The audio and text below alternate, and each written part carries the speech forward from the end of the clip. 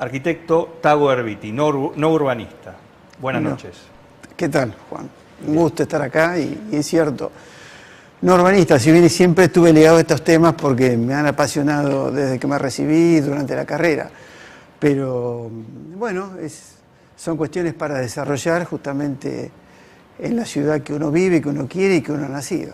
Bueno, pero lo convocamos justamente para hablar porque durante estos años, bueno, hemos hablado bastante y siempre es interesante la mirada que él tiene, que no es de ahora porque tenemos un recorte, y le agradezco a Claudio Lovisolo, que fue quien me lo acercó cuando vio la promoción del programa, sabiendo que ibas a estar, nos mandó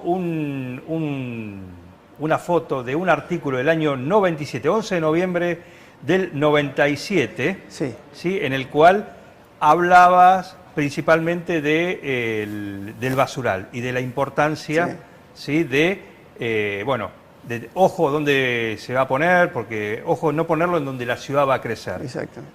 ¿Sí? Bueno, un artículo que si lo ven es de estricta actualidad, ahí lo tenemos en pantalla, pero bueno, es a modo referencial, pero eso fue el año 97. Sí, el año 97... Si uno lo lee, no es muy distinto de la actualidad. Y le agradezco a Claudio Lovisolo este recuerdo. Sí, en el año 97 se planteaban distintas cuestiones en cuanto a la posibilidad de desarrollo urbano de la ciudad, desarrollo urbano y rural. En ese aspecto, uno de los temas que siempre estuvo sin resolver o se resolvió a medias era el basural. Hoy tiene encaminado por lo menos un horizonte de otro tipo de resolución. No conozco el proyecto en profundidad, pero bueno, pareciera que se encamina a algo más integral. Hoy la basura, la deposición de residuos, el tratamiento es un tema complejo porque la vida en la ciudad es compleja. Además de lo que ha crecido. De lo que ha crecido. Entonces, tipo de consumo, no necesariamente a veces la mejor predisposición para escuchar y para controlar, para escuchar la ciudadanía y para controlar por parte de los municipios el sistema de recolección de residuos, cómo se va a depositar ese residuo, cómo se va a tratar, cómo se va a recuperar, etcétera, etcétera. Pero todo esto indica que el desarrollo de una ciudad, en este caso a partir de la basura, como en tantos otros ítems, está condicionado por una realidad que cada vez se ha venido complejizando mucho más y mucho más para las ciudades medianas como 9 de Julio, o intermedias, que es la capacidad que tienen de intermediar en la región. En ese aspecto, hablar de 9 de Julio, hablar de una ciudad intermedia o mediana, sin tratar de describir en el entorno territorial en cual estamos, no vale mucho. Por ejemplo, por decir algo,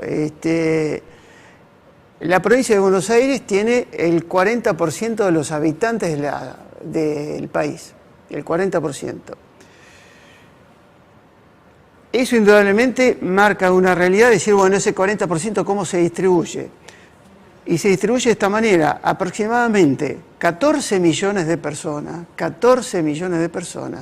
viven de Ruta 6 de Luján, Olivera precisamente, hacia la ciudad de Buenos Aires, y estos 14 millones no tienen en cuenta a la ciudad de Buenos Aires.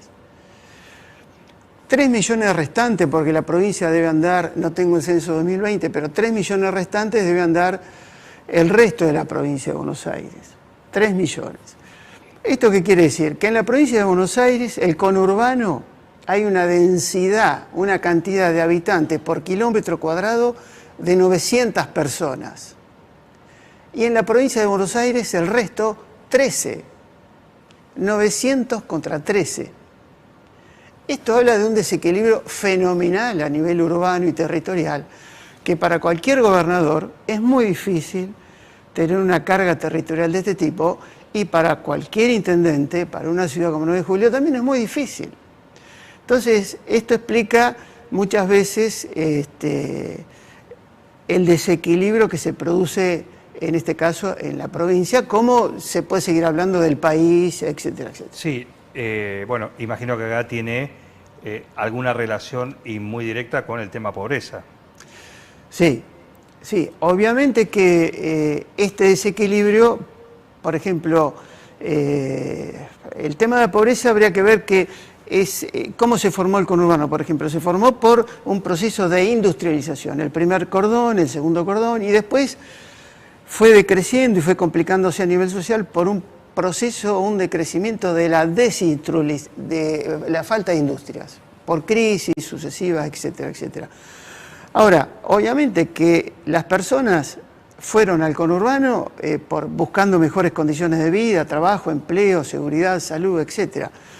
Hoy eso es una crisis importante en cuanto al punto de vista de la marginalidad y de la pobreza, que no es exclusiva del conurbano. Hoy se da también acá en 9 de julio. En 9 de julio tener un 20-25% de pobreza, estimo yo porque no tengo datos concretos. Pero es una carga importante. En términos de urbanísticos se habla de deseconomías. Las deseconomías que traen marginalidad. La marginalidad que trae marginalidad física, es decir, viviendas humildes, falta de equipamiento, precariedad, hacinamiento, obsolescencia, etcétera, etcétera. Cosas que sufrimos en 9 de julio. Y después lo que trae es que la ciudad empieza a crecer desordenadamente, tipo mancha de aceite, y eso favorece la conjunción para que se siga reproduciendo esta marginalidad, esta pobreza, pauperización, es decir, quiere decir aquellos sectores sociales que tuvieron, digamos, clase media, que por diversas crisis bajaron y hoy pasan una situación crítica. Es un tema complejo y es un tema que las ciudades intermedias o medianas serían fundamentales para estructurar la provincia de Buenos Aires por la cantidad de servicios, de bienes que ofrecen. Entonces, además se suma la pandemia. Ya estudiando las distintas, llamémosle pestes que hubo en la humanidad, gripe española, fiebre amarilla en Buenos Aires, 1840 creo, la fiebre amarilla murieron 14.000, 15.000, 20.000 personas. Y el resto que se podía ir se fue al campo. ¿A dónde se fue? A lo que hoy es Recoleta.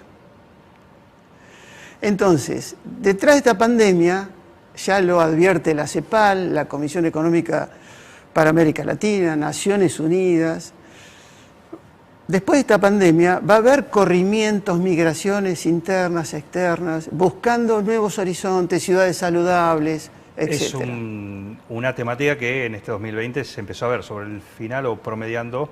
Sí, está verificado.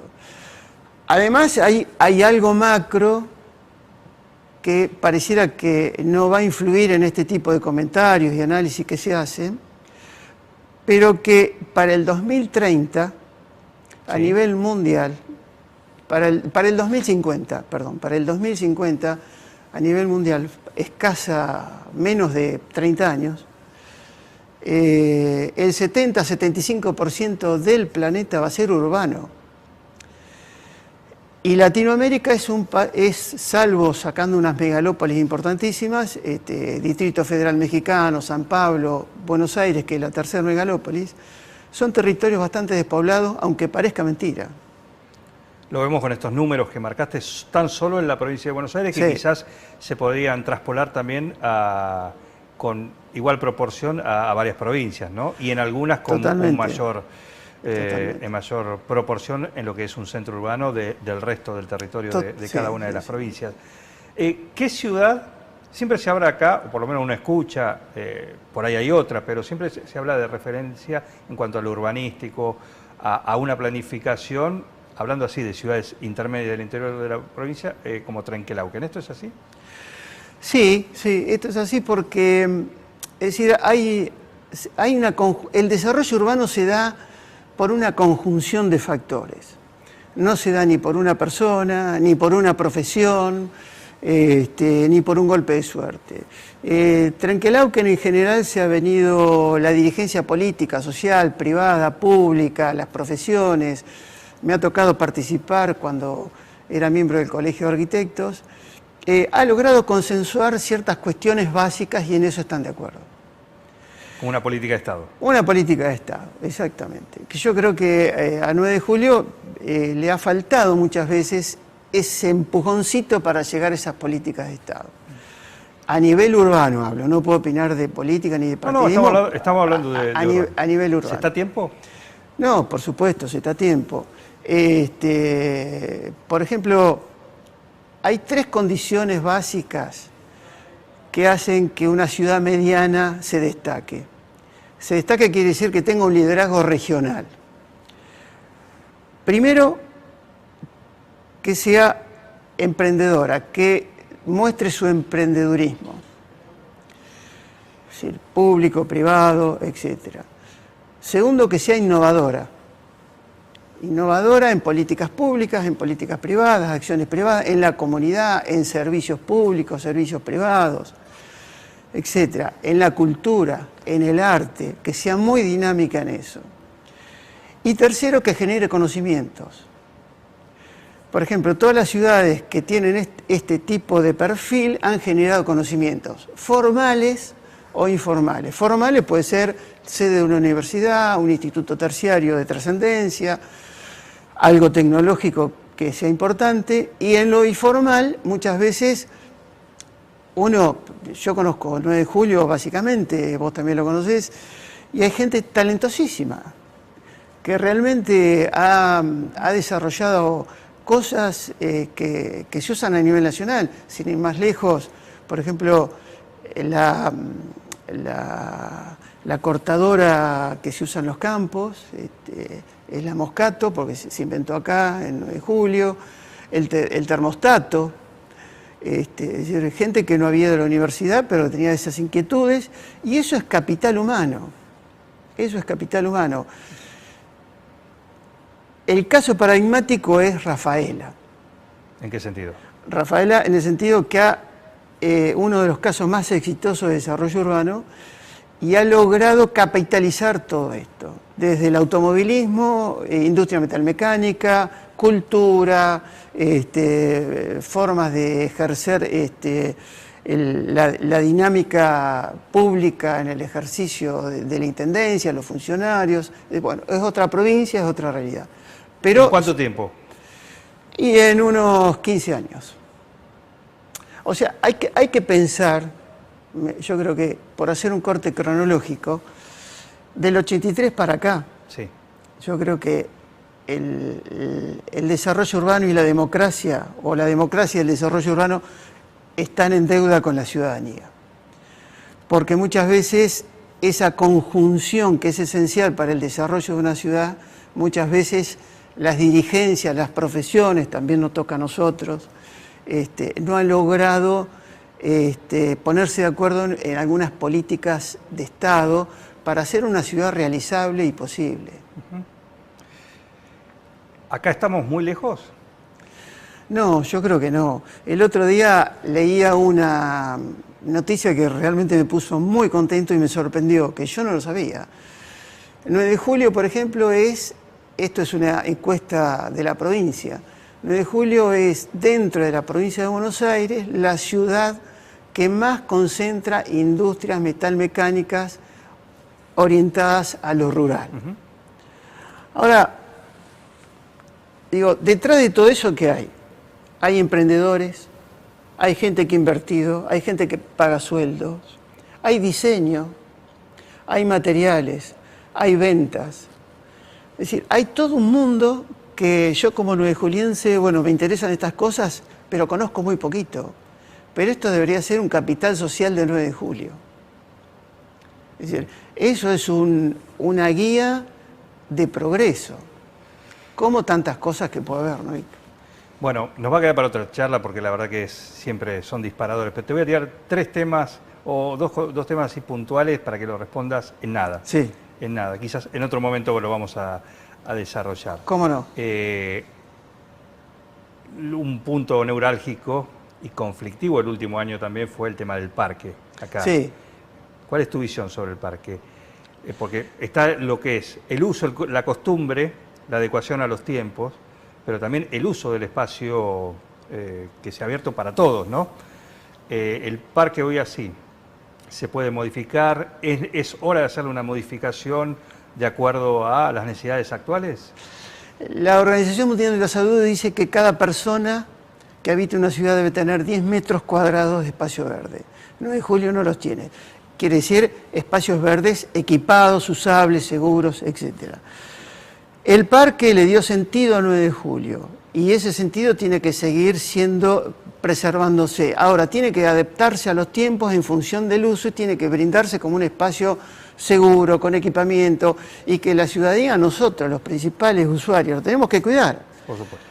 Entonces, en ese momento, personalmente, como arquitecto y como miembro del Colegio de Arquitectos y de la Sociedad de Arquitectos Local, en su momento estuvimos en contra y llevamos una campaña en contra por la privatización del parque.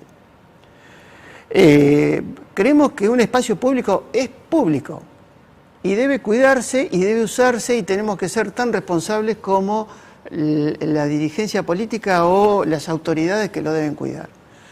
Y cada vez tiene que estar mantenido, cuidado, estudiado. Hoy hay mucho más conocimiento sobre la especie de árbol, está mucho más difundido el tema ecológico, la forestación, etcétera, etcétera. Pero hay un concepto subyacente en todo esto, que las ciudades pampeanas y de llanura son ciudades muy delicadas. ¿En qué sentido? Se pueden alterar fácilmente. Muy bien, un gusto, como siempre. Igualmente, y muchas gracias por estar de nuevo contigo. Nos seguimos porque ahí veo el reloj, ¿sí? Que estamos al límite, así que el agradecimiento para que estés, y no va a faltar oportunidad para volver a tenerte acá. ¿Cómo no? Al contrario. En Zona Cero, siempre muchas es gracias, un gusto. Aparte ahora Platense está en primera, 14, ¿no? 14 es la peña del Calamar el 9 de julio, que todavía no está creada, pero la podemos crear desde acá. Ese tema da para otro programa. Otro programa. Otro programa, perfecto, perfecto. Ahora Sebastián Videla me va a preguntar algo cuando termine el programa, pero ya sabe la respuesta.